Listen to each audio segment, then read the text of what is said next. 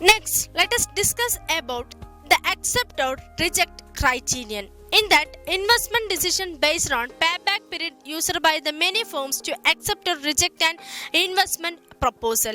Among the mutually exclusive or alternative projects whose a payback period are lower than the cutoff period and the project would be accepted, if not it would be rejected.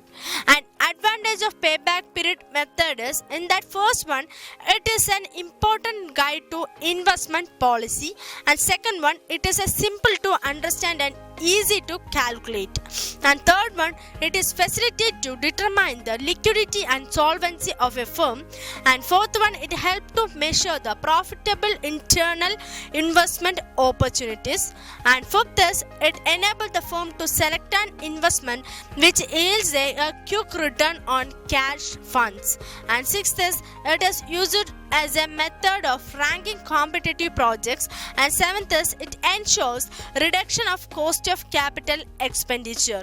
And let us discuss the disadvantages of payback period method. That first one, it does not measure the profitability of a project. Second one, it does not value the project of a different economic lives. And the third one, this method does not consider the income beyond the payback period. And fourth, it does not give a proper way to timing of cash flows. And fifth is it does not indicate how to maximize value and ignore the relative profitability of the project.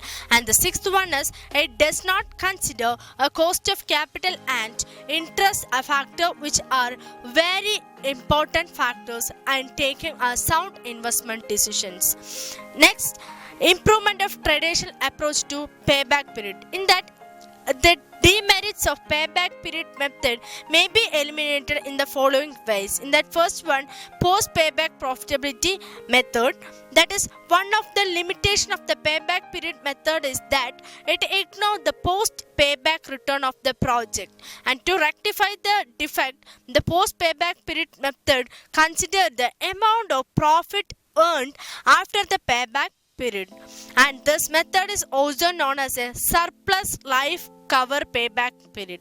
According to this method, payback period profitability is calculated by annual cash inflows in each of the year after the payback period. This can be expressed in percentage of the investment. In that, next is discounted payback period.